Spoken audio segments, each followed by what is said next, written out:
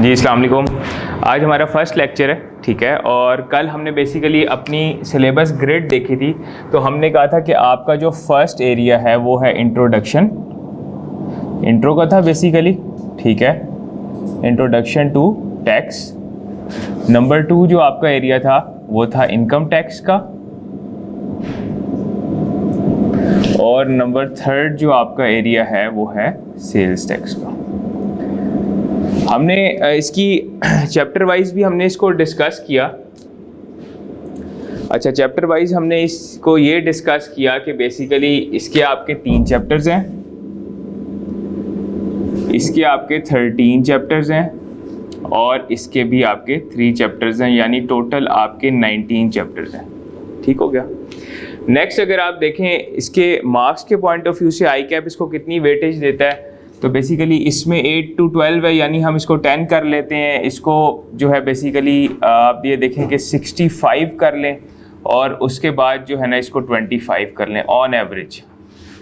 तो ये इसकी मार्क्स के हिसाब से जो है ना वो वेटेज बनती है। तो हम अपना जो कौन सा एरिया स्टार्ट करने जा रहे हैं, हम अपना एरिया जो इनकम टैक्स का एरिया है वो स्टार्ट करने जा रहे हैं, ठीक है।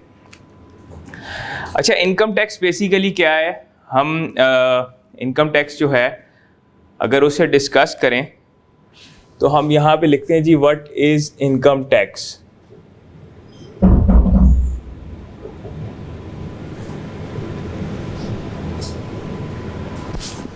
अच्छा, हम इसको इस तरह से लेके चलेंगे कि आप लोग इन चीज़ों का आंसर कर रहे होंगे, ताकि आप लोग प्रैक्टिकली सोचें, सिनेरियो बेस्ड सोचें, और आप इसका रिस्पॉन्स करें, ताकि आपकी चीज़ें जहन में बैठें। प्रैक्टिकली आप क्या सोचते हैं, what is income tax? In simple words आपसे कोई पूछने आया, उसने कहा जी आप सीए के स्टूडेंट्स हैं, आपके जहन में इनकम टैक्स क्या होता है? वैसे ही उसने पूछा इनकम टैक्स क्या होता है, तो क्या बताएंगे आप, क्या होता है इनकम टैक्स? जो अर्निंग करते हैं उसमें से जो गवर्नमेंट ठीक है, ठीक है, अर्निंग करते हैं, बिल्कुल। यानी आप ये कहना चाह रही हैं कि बेसिकली जो इनकम है ना, इनकम के ऊपर जो टैक्स लग रहा है वो क्या है? इनकम टैक्स, ठीक है। जो इनकम के ऊपर टैक्स लग रहा है वो इनकम टैक्स है। अब कौन सी इनकम जो है बेसिकली यहाँ पे अगर हम देखें तो कौन सी इनकम है जिसके ऊपर टैक्स लगेगा? तो यहाँ पे जो ये सवाल है वो है जी टैक्सेबल इनकम।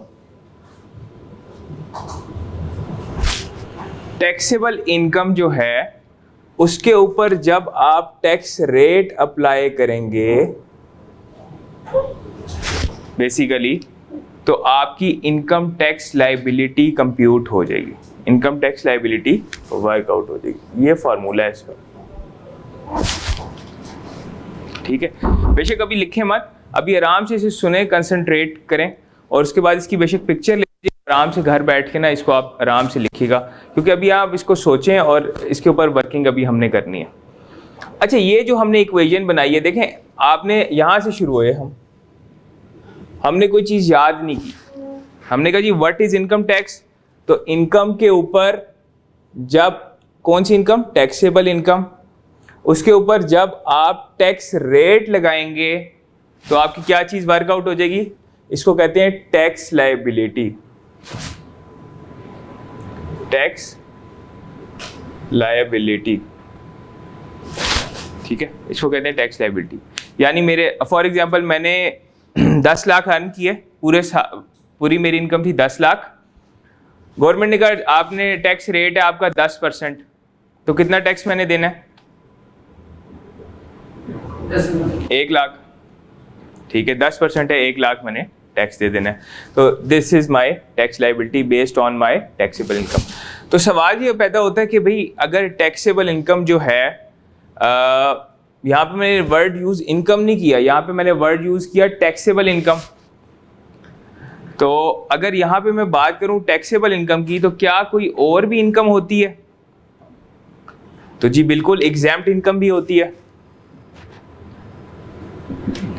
एग्जैम्प्ट इनकम भी होती है। अच्छा, एग्जैम्प्ट इनकम और टैक्सेबल इनकम में क्या फ़र्क है? आपने सुना होगा, आपने एक चीज़ सुनी होगी कि जैसे आप जो है ना आई कैप के आपने बहुत सारे स्टूडेंट्स जब इनरोल होते हैं तो वो कहते हैं ये पेपर हमारे एग्जाम्प्ट हैं, ठीक है, ये क्राइटेरिया है तो ये पेपर हमारे एग्जाम्प्ट हैं, ठीक है। अब वो जब एग्जाम्प्ट कहते हैं तो इसका मतलब है वो पेपर उनका काउंट हो गया, वो पेपर उन्होंने क्वालिफाई कर लिया, यानी अगर, लेकिन उन्होंने अटेम्प्ट नहीं करना। यहाँ पे भी वही चीज़ है, जो टैक्सेबल इनकम है उसके ऊपर टैक्स रेट लगाएंगे, उसके ऊपर टैक्स लाइबिलिटी कंप्यूट करेंगे। जो एग्जाम्प्ट है वो एग्जाम्प्ट क्यों है, उसके ऊपर टैक्स आपने नहीं देना, ठीक है। जैसे जो आपके एग्जाम पेपर्स हैं आपने उनके ऊपर क्या करना है, वो अटेम्प्ट तो नहीं करने ना आपने, लेकिन वो कंसीडर होंगे आपके इक्विवेलेंट टू पास, आप आगे प्रमोट हो जाएंगे, ठीक है। इसी तरह इसका भी यही स्टेटस है। अच्छा, जो अभी स्टूडेंट्स नोट्स लेने गए थे तो बेसिकली हम इनकम टैक्स डिस्कस कर रहे थे। पहले हमने ग्रेड डिस्कस की, वो कल हम जो डिस्कस ऑलरेडी कर चुके हैं, तो हम बेसिकली इनकम टैक्स का अपना एरिया स्टार्ट कर रहे हैं। तो उसमें हमने ये देखा कि what is income tax. Income tax basically जब आप टैक्सेबल इनकम को, जो आपको गवर्नमेंट ने टैक्स रेट दिया हुआ है ना, उससे मल्टीप्लाई करेंगे तो आपकी टैक्स लाइबिलिटी वर्कआउट हो जाएगी, यानी इस साल का जो आपका टैक्स बनता है। अच्छा, हमने कहा जी टैक्सेबल इनकम क्यों ली? अच्छा, इसलिए कि लोगों की एग्जाम्प्ट इनकम भी तो होती है ना, जैसे आपके कुछ एग्जाम पेपर्स हैं, इसी तरह आपके कुछ वो पेपर्स हैं जो आपने अटेम्प्ट करके पास करके आगे जाना है, तो इसी तरह ये। अच्छा, इसके ऊपर कोई टैक्स रेट नहीं लगता, कोई टैक्स आपने पे नहीं करना होता। अच्छा, अब यहाँ पे जो है ना बेसिकली अगर हम देखें तो इनकम टैक्स पेएबल का, अच्छा लाइबिलिटी और पेएबल में थोड़ा सा फर्क है।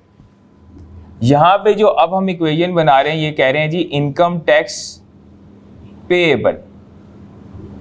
इनकम टैक्स पेएबल से क्या मुराद है कि आपने गवर्नमेंट को टैक्स पे कितना करना है, उसमें और लाइबिलिटी में क्या फर्क होता है। यहां पे सिर्फ आप माइनस कर देते हैं टैक्स क्रेडिट्स।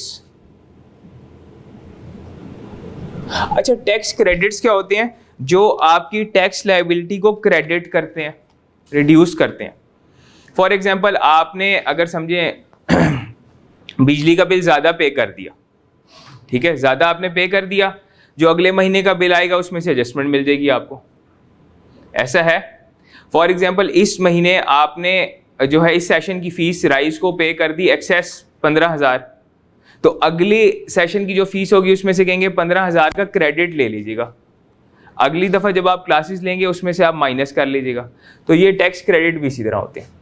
कुछ टैक्स क्रेडिट्स होते हैं जो आपकी लाइबिलिटी आएगी ना, ये आपका असल उस टैक्स लाइबिलिटी मीन्स कि आपका टैक्स का सालाना जो है जितनी अमाउंट बनी है टैक्स की, उसमें से आप ये माइनस कर लें, ठीक है।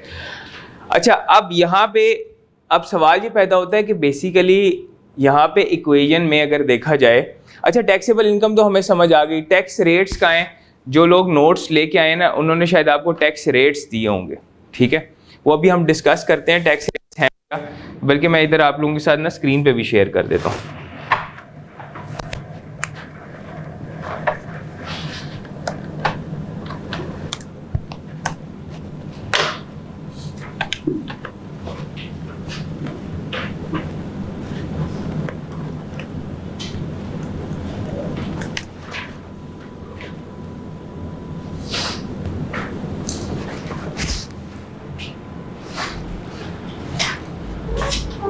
अच्छा, टैक्स क्रेडिट्स जो है ना वो काफ़ी सारे हैं, जितने देर ऑन हो रहे हैं हम डिस्कस करते हैं। टैक्स क्रेडिट्स जो है ना वो काफ़ी सारे हैं। इसकी ना 3 कैटेगरीज बनाई गई हैं। 3 कैटेगरीज कैसे? सबसे पहले आपका जो टैक्स क्रेडिट आता है ना उसका नाम है जी फॉरेन टैक्स क्रेडिट। उसके बाद है जी सेक्शन 61 to 65G के टैक्स क्रेडिट। उसके बाद है सेक्शन 147 एंड 168 के टैक्स क्रेडिट। अच्छा, अब बात यह है कि सेक्शन क्या होते हैं, किसी को आइडिया है सेक्शन क्या होते हैं? कोई भी लॉ होता है ना, उसके एक्ट्स, उसको कहा जाता है एक्ट या ऑर्डिनेंस, ठीक है। जो गवर्नमेंट का लॉ होता है उसको कहते हैं एक्ट या ऑर्डिनेंस। तो एक्ट या ऑर्डिनेंस के जो आप समझ लें मेन पैराग्राफ्स होते हैं ना, उनको आप कह सकते हैं कि वो सेक्शंस होते हैं, ठीक है। जो मेन टाइटल हेडिंग होती है उसके अंदर और भी फर्दर भी पैराग्राफ्स होते हैं, ठीक है, उनको सब सेक्शंस कहा जाता है। अच्छा, इनको कैटेगराइज मैंने क्यों किया, मैंने ये क्यों नहीं कहा ये। अच्छा, ये इसी तरह क्योंकि सबसे पहले जब भी आपके टैक्स क्रेडिट्स आएंगे तो आपने उनको इसी ऑर्डर में माइनस करना है। इसकी एग्जांपल कैसे है? फॉर एग्जांपल आप पीआरसी अटेम्प्ट किए बगैर ऑडिट का पेपर दे सकते हैं? नहीं दे सकते ना। इसी तरह अगर आपका फॉरेन टैक्स क्रेडिट बनता है तो आप सबसे पहले फॉरेन टैक्स क्रेडिट माइनस करेंगे तो यहाँ तक पहुँचेंगे। ये ऑर्डर है। जैसे आपने पहले क्या करना है, पीआरसी के एग्जाम देने, पीआरसी क्लियर करेंगे तो कैफ का ग्रुप ए है, फिर कैफ का ग्रुप बी है आपका, ऐसा ही है। तो अब इसी तरह जो है ये समझ लें वही सीक्वेंस है आपका। पहले आपने इसको पूरा फुल क्रेडिट लेना है अगर बनता है तो, जरूरी नहीं कि बनता भी हो। ये मतलब मैक्सिमम बताया, इसमें से जो भी एप्लीकेबल होंगे, हो सकता है एक भी एप्लीकेबल ना हो, ठीक है। तो इसमें बेसिकली ये ऑर्डर है, अगर जो भी एप्लीकेबल होंगे इसी सीक्वेंस से आप होके गुजरेंगे। अच्छा, अब इनकम टैक्स लॉ क्या कहता है? इनकम टैक्स लॉ ये कहता है एवरी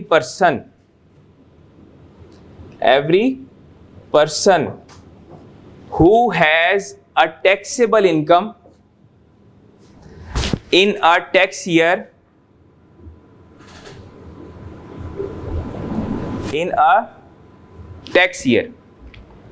अच्छा, अब ये भी तो सवाल पैदा होता है कि भाई इनकम क्या, मैं रोज की इनकम के ऊपर टैक्स रेट लगाऊं? देखें, जो लोग बिजनेस कर रहे हैं उनकी तो रोज की इनकम भी जनरेट हो रही है।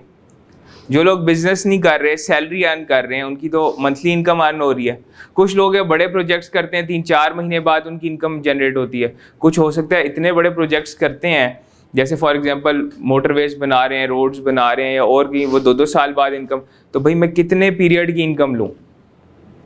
तो लॉ ने जो है उस चीज़ को स्टैंडर्डाइज कर दिया कि भाई टैक्स ईयर का कॉन्सेप्ट है। आईटीए तो सारे पढ़ के आए हैं ना, उसमें कॉन्सेप्ट होता है ना for the year ended. Profit and loss में आप ये लिखते हैं ना फॉर द ईयर, तो यहाँ पे भी फॉर द ईयर का कॉन्सेप्ट है आपका, ठीक है। टैक्स ईयर यानी 1 साल की आपने इनकम लेनी है, ठीक है।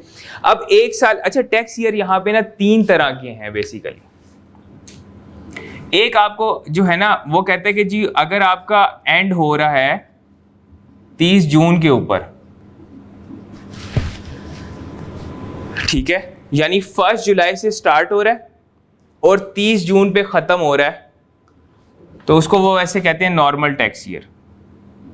नॉर्मल टैक्स ईयर,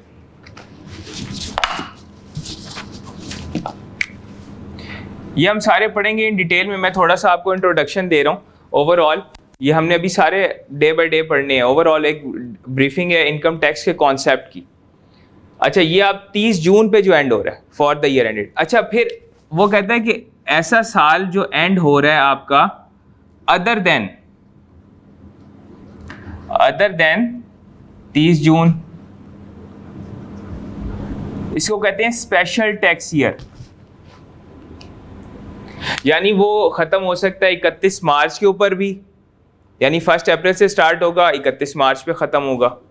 वो 1 जनवरी से शुरू होके 31 दिसंबर पे भी खत्म हो सकता है, किसी भी महीने पे खत्म हो सकता है।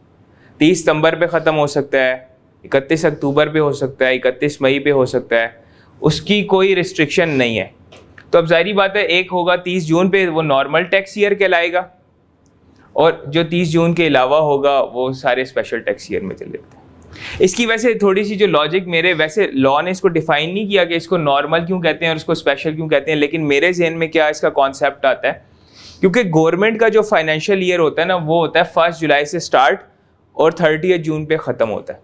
तो मुझे ये लगता है कि लॉ ने इसलिए इसको special tax, normal tax year कहा है कि बेसिकली ये गवर्नमेंट के साथ चल रहा है।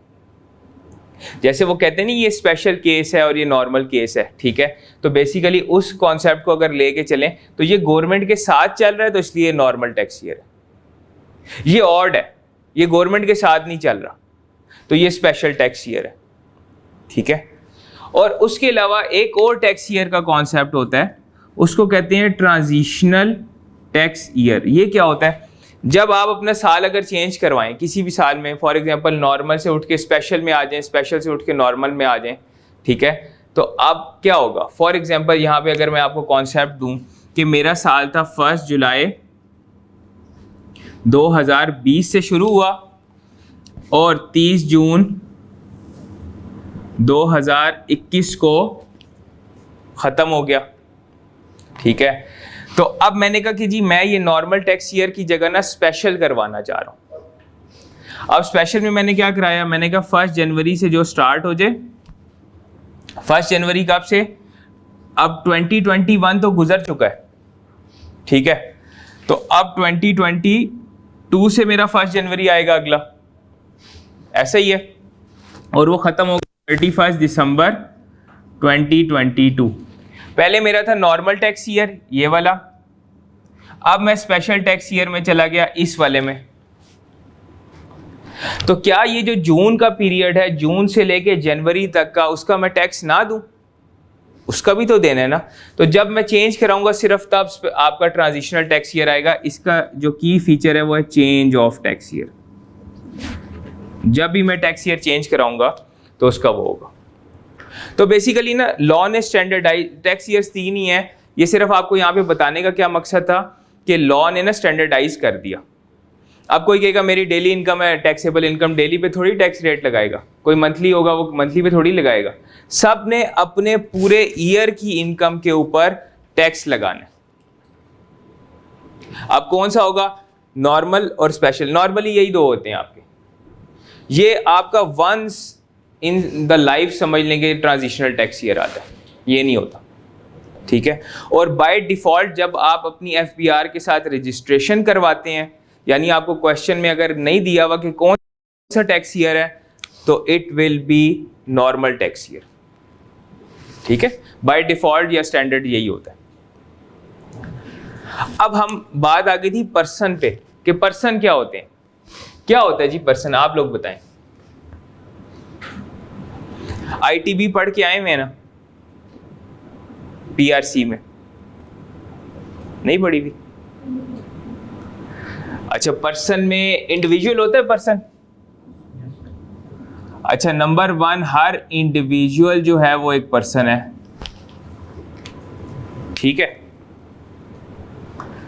यानी हर इंडिविजुअल ने अपनी ये जो टैक्स लायबिलिटी है इसको अलग कंप्यूट करना है, ठीक हो गया? यहां तक बात समझ आ गई? अच्छा, एओपी का नाम सुना है कहीं पे? एसोसिएशन ऑफ पर्संस, कि नहीं सुना? किस किस ने नहीं सुना? जिसने नहीं सुना बताएं, हाथ खड़ा करके बताएं, ठीक है। एओपी क्या होती है? पार्टनरशिप का नाम सुना? बेसिकली पार्टनरशिप का यहाँ पे जो टेक्निकल टर्म है वो है एओपी। जो दो बंदे मिलके कोई बिजनेस करते हैं उसको कहते हैं एओपी, ठीक है। पार्टनरशिप फर्म या एओपी कहते हैं। वो टैक्स के अंदर टैक्स लॉ में एक सेपरेट पर्सन की हैसियत रखता है। जाहिर बात है वो दो पर्सन्स ने मिलके बनाई है, लेकिन जब एओपी का जो बिजनेस है उसने अपने ये अलग कंप्यूटेशन करनी है, उन बंदों ने वो इनकम को अपनी जो ड्राइंग्स कर रहे हैं वहां से वो नहीं कंप्यूट करनी। इसी तरह कंपनी का नाम तो सबने सुना होगा,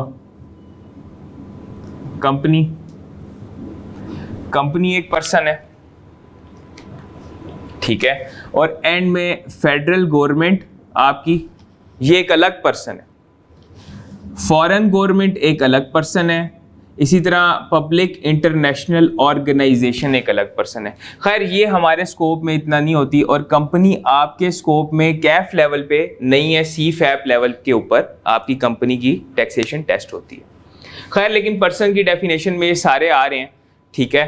तो सिर्फ हमने देखा कि पर्सन क्या है, यानी इन लोगों ने अपने एक टैक्स ईयर की जो भी है उसके मुताबिक टैक्सेबल इनकम अगर इनकी बन रही है तो उसके ऊपर ये टैक्स रेट लगाएंगे, और उस टैक्स रेट से उनकी एक टैक्स लायबिलिटी आ जाएगी। जब टैक्स लायबिलिटी आएगी तो उसमें से देखेंगे क्या कोई टैक्स क्रेडिट्स हमारे बन रहे हैं। अगर टैक्स क्रेडिट्स बन रहे हैं तो वो माइनस करेंगे और रिमेनिंग अमाउंट जो है गवर्नमेंट को पे कर देंगे, जो कि इनकम टैक्स पेएबल है। ये बेसिकली आप समझ लें कि रूट फार्मूला है, बेस फार्मूला है जो इनकम टैक्स जिसके ऊपर स्टैंड कर रहा है, ठीक है। यहां तक कोई क्वेश्चन है तो बताएं। अच्छा, एक सवाल करते हैं, मैं आप लोगों के साथ वो क्वेश्चन यहीं पे शेयर करता हूं। कलीम तेरा प्रोजेक्टर ऑन करते हैं।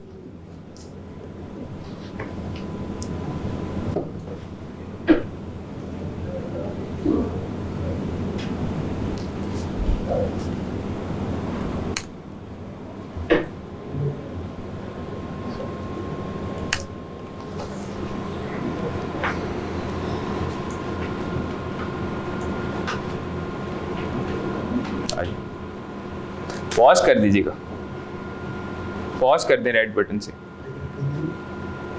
रेड बटन लगा हुआ ना उससे पॉज कर दें, उसे सिर्फ प्रेस कर दें, हाँ रेड बटन को प्रेस कर दें। एग्जैम्प्ट इनकम मैं रब कर रहा हूँ, ठीक है, ताकि आपको सही नज़र आ जाए। क्वेश्चन ये आया कि जी sir Naveed employed in rise Islamabad for teaching economics and earned a salary of 15 lakh for tax year 2023, ठीक है, यानी टैक्स ईयर जो है उनका 2023 है, उसके लिए इतनी उनकी सैलरी इनकम है। सैलरी इनकम जो है वो टैक्सेबल इनकम है बेसिकली, ठीक है। हम बेसिकली ये जाके टैक्सेबल इनकम किस तरह बनती है और वो टोटल इनकम, एग्जैम्प्ट इनकम ये हम बाद में देखेंगे। अभी हमने इसको अज्यूम करना है ये आपकी टैक्सेबल इनकम है। अब हमने क्या करना है, ये अगर हम ये कह रहे हैं कि ये वाली जो है इनकी टैक्सेबल इनकम है, तो हमने क्या करना है, इसके ऊपर क्या लगाना है, टैक्स रेट। अब टैक्स रेट जो है ना ये मैंने आपको यहाँ पे ये प्रोवाइड कर दी है। अच्छा देखिएगा, पुरानी बुक आपने यूज़ नहीं करनी क्योंकि अब टैक्स रेट्स चेंज हो गए, ठीक है। तो नोट्स में मैंने आपको अपडेटेड टैक्स रेट्स दिए हैं। अब हमने ये देखना है कि टैक्स रेट्स हम यूज़ कैसे करेंगे, ठीक है। आज हमने ये देखना है, बेसिकली हमने एक ब्रीफ इंट्रोडक्शन तो ले लिया, अब हमने ये देखना है कि हमने टैक्स रेट्स यूज़ कैसे करने हैं। इसमें कह रहा है जी हम इसको पढ़ते हैं, थोड़ा सा इसको नीचे कर लेता हूँ मैं। कह रहे rates of tax for individual and AOP.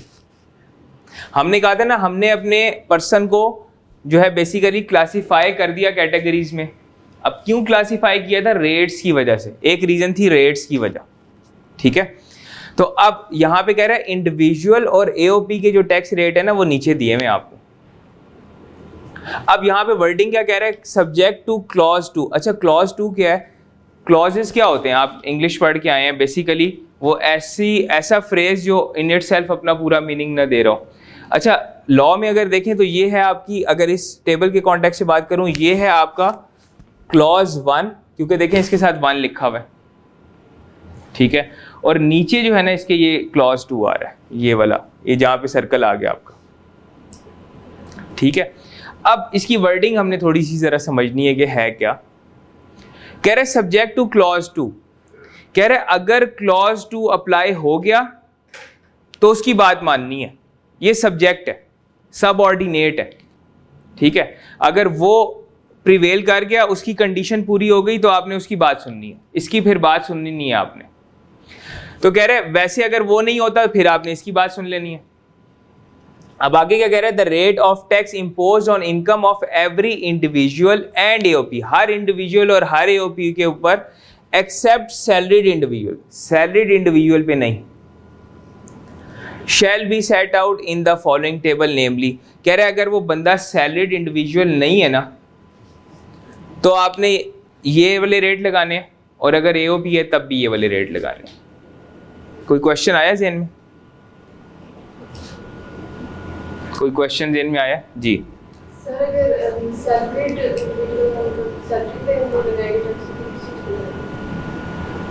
Business income के ऊपर, बिजनेस से भी तो आप इनकम अर्न करते हैं ना। मैं अगर अपना कोई बिजनेस शुरू कर दूं, गुड क्वेश्चन, तो उससे भी इनकम आएगी आपको। और भी सोर्सेज हैं, हम पढ़ेंगे कौन कौन से सोर्सेज हैं जी। और कोई क्वेश्चन ज़हन में आया? सोचना है आप लोगों ने, जितना सोचेंगे ना उतना लर्न करेंगे जी। लिखा हुआ है एक्सेप्ट अ सैलरीड इंडिविजुअल, एक्सेप्ट का मतलब है सैलरीड इंडिविजुअल पे ये रेट नहीं लगेंगे, सैलरीड इंडिविजुअल के अलावा जो भी इंडिविजुअल होगा उसके ऊपर ये रेट लगेंगे, ठीक है। अब यहाँ पे ये अब सवाल अराइज हुआ, क्या सैलरीड इंडिविजुअल से हमने टैक्स नहीं लेना, ठीक है। तो अब हम देखते हैं जरा क्लॉज 2 में क्या बात लिखी हुई है। कह रहे where the income of an individual chargeable under the head salary exceeds 75% of his taxable income, the rates of tax to be applied shall be set out in the following table। अब इसमें बात क्या कर रहा है जी? अच्छा अब इन्होंने क्वेश्चन किया बड़ा इंटरेस्टिंग, तो अब उससे मैं आपको बताऊं कि इन्होंने कहा क्या सैलरी से इनकम अर्न कर सकते हैं, सैलरी के अलावा किसी हेड से इनकम नहीं अर्न कर सकते। तो बेसिकली अगर मैं बताऊं तो हेड्स ऑफ इनकम की अगर मैं बात करूं,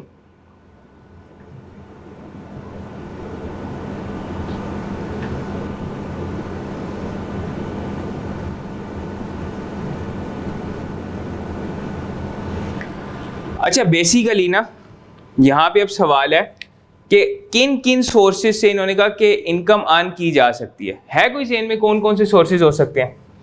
उसको टेक्निकल टर्म में कहते हैं जी हेड्स ऑफ इनकम।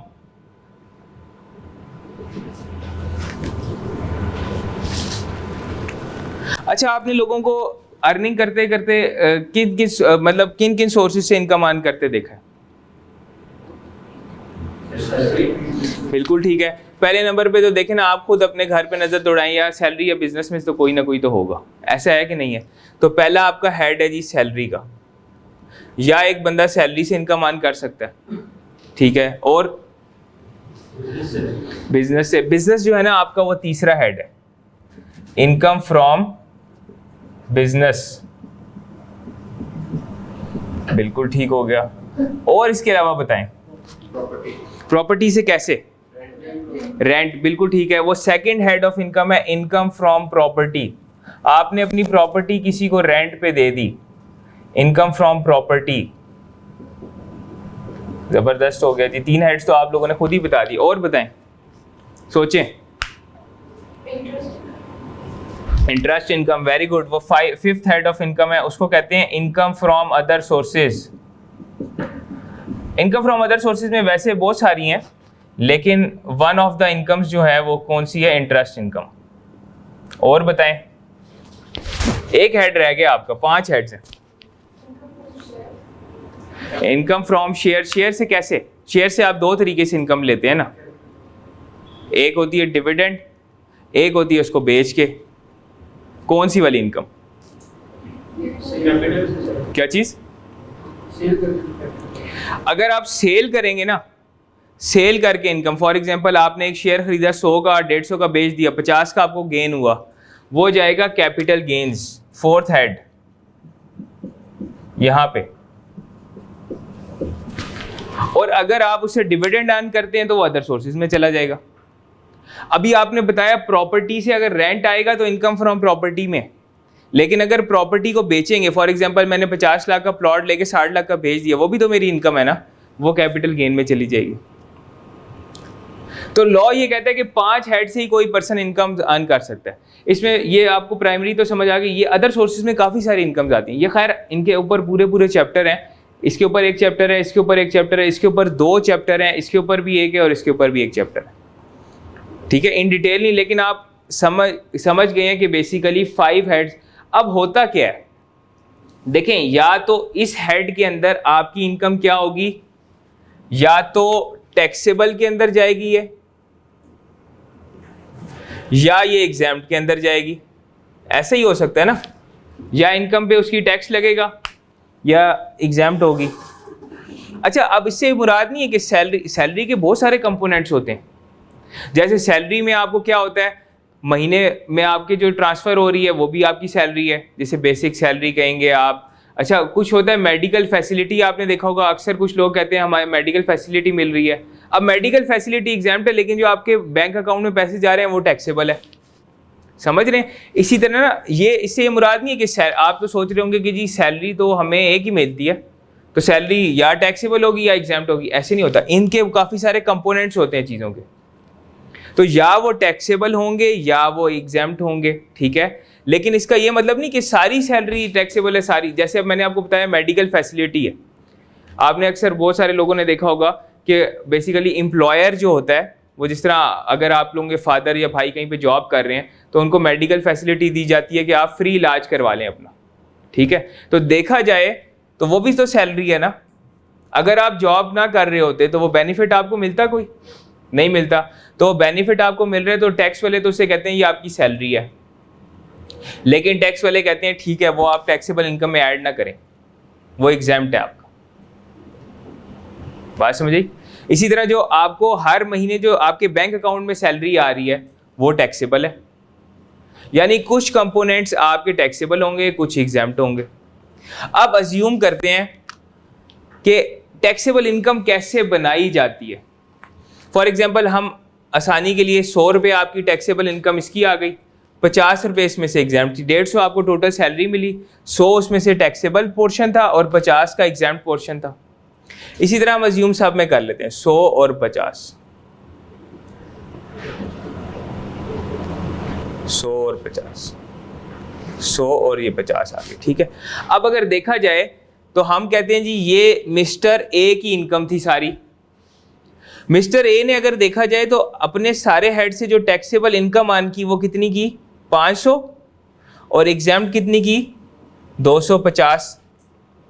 तो लॉ इन दोनों का जो कॉम्बिनेशन, इसको कहता है टोटल इनकम।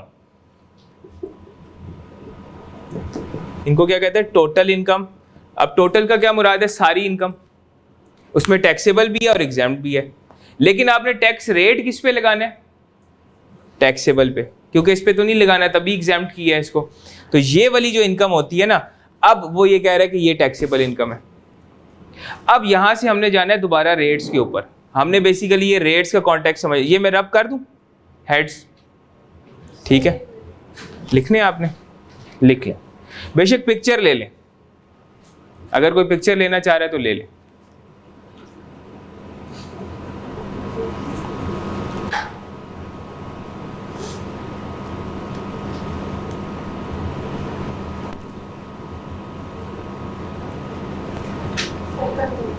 कर दें। अच्छा जी, यहां पे वो हमने जब रेट्स पढ़ रहे थे तो क्लॉज 2 क्या कह रही थी, क्लॉज 2 कह रही थी कि अगर आपकी सैलरी की इनकम एक्सीड कर दे 75% ऑफ योर टैक्सेबल इनकम, तो टैक्सेबल इनकम तो हमारी 500 थी, 500 है ना हमारे इस सिनेरियो में। अब वो कह रहे हैं 500 आपकी टैक्सेबल इनकम है, तो क्या हमारी इस सिचुएशन के अंदर आपकी सैलरी 75% ऑफ टैक्सेबल इनकम से एक्सीड कर रही है? टैक्सेबल इनकम का 75% कितना बनेगा वैसे, ये बताएं। ये हमारी टैक्सेबल इनकम है, इसका 75% कितना बनेगा, 3। कर लें एक दफा वर्किंग, कैलकुलेटर से देख लें किस तरह कितना बनता है। 375 बन रहा है। तो अगर मेरी सैलरी इनकम यहां पे लेट सपोज ये तो 100 बन रही है, तो 75% से एक्सीड तो नहीं कर रही। अगर मेरी टैक्सेबल इनकम 500 होती और मेरी सैलरी इनकम 376 रुपये होती, तो मैं फिर सैलरीड इंडिविजुअल होता। ये बात समझ आई? जिसको नहीं समझ आई दोबारा पूछें।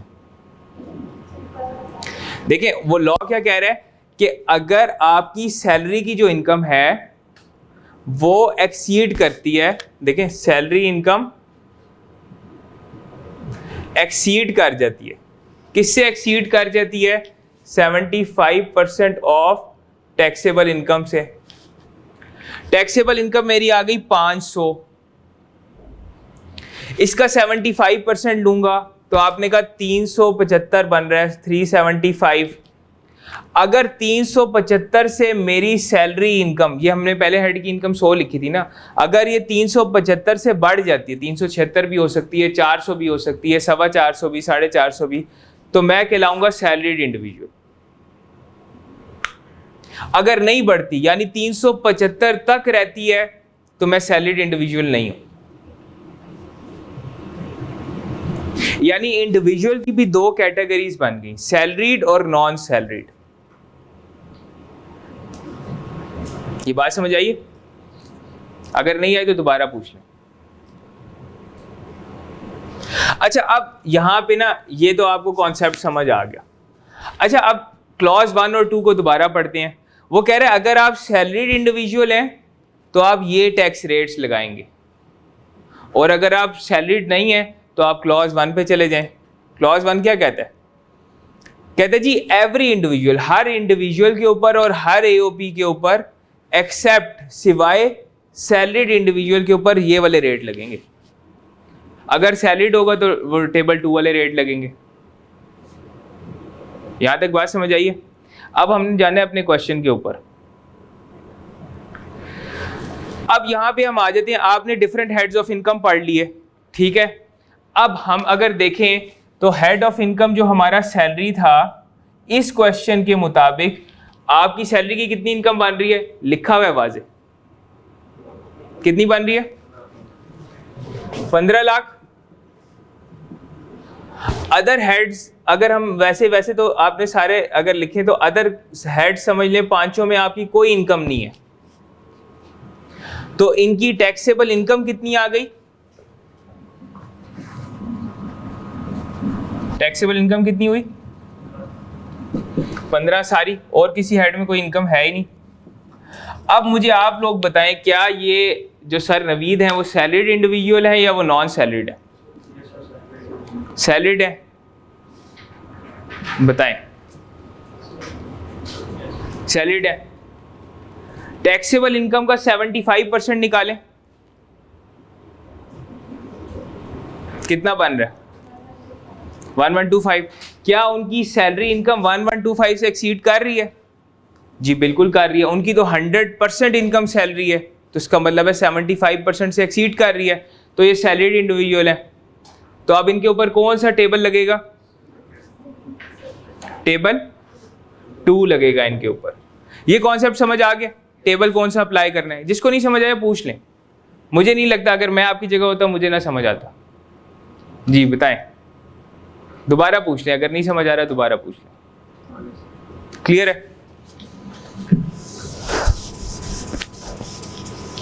अच्छा, अब हमने जाना है, अब आप लिख लें अपने पास कहीं पे टैक्सेबल इनकम आपकी कितनी आई? 15 लाख। अब आपने मुझे जो है ना वो इस पे टैक्स कंप्यूट कैसे करेंगे? अब हम टेबल 2 आपने डिफाइन कर दिया, टेबल 2 लगेगा इसके ऊपर, ऐसे ही है, टेबल 2 लगेगा। अच्छा, नीचे रेट फॉर कंपनीज आ गए, कंपनी नहीं है हमारी, हम तो सर नवीद की बात कर रहे हैं, सर नवीद तो इंडिविजुअल है, ठीक है। और हमें ये पता चल गया कि टेबल 2 अप्लाई करना है। टेबल में अब रेट्स कैसे लगते हैं? वो कह रहे हैं भाई अगर आपकी टैक्सेबल इनकम 6 लाख से एक्सीड नहीं कर रही, 6 लाख तक है तो ये वाला टैक्स रेट लगाएंगे। अगर आपकी इनकम 6 से 12 लाख रुपए है तो आप ये वाला रेट लगाएंगे। अगर आपकी 12 से 24 लाख के दरमियान इनकम है तो ये वाला रेट लगाएंगे। 24 से 36 लाख है तो ये रेट लगाएंगे। 36 से 60 लाख तक इनकम है तो ये रेट लगाएंगे। 60 से 1 करोड़ 20 लाख है तो ये लगाएंगे। अगर 1 करोड़ 20 लाख से भी आपकी इनकम ज्यादा है तो ये वाला रेट लगाएंगे। बात समझा? कि स्लैब्स बना दिए ना आपके। प्रोग्रेसिव टैक्स तो आपने पढ़ा होगा इकोनॉमिक्स में, ठीक है। तो आहिस्ता आहिस्ता देखिए टैक्स रेट बढ़ रहा है, पहले कोई टैक्स नहीं है, फिर उसके बाद टैक्स 2.5, फिर 12.5, फिर 20%, 25%, 32.5, 35% तक जा रहा है। स्लैब्स इसलिए बनाए हैं, ठीक है। अब मुझे बताएं सर नवीद की इनकम कितनी थी? 15 लाख। अब 15 लाख किस सीरियल नंबर में फॉल कर रहा है? 3 में। अब 3 क्या कहता है जी? 3 क्या कहता है? 3 कहते हैं 15,000 रुपए तो आपने देने ही देने हैं, और उसके अलावा 12 लाख से आपकी 12.5% of the amount exceeding 12 lakh, और 12 लाख से जितनी आपकी इनकम ज्यादा है उसके ऊपर 12.5% भी देना है आपने। तो मैं कहूंगा जी 15,000 रुपए एक टैक्स हो गया, और कितनी एक्सीड कर रही है 12 लाख से? 3 लाख। 3 लाख के ऊपर 12.5% कितना बनता है? यानी एक फिक्स टैक्स हो गया और एक साथ में वेरिएबल भी अप्लाई हो गया।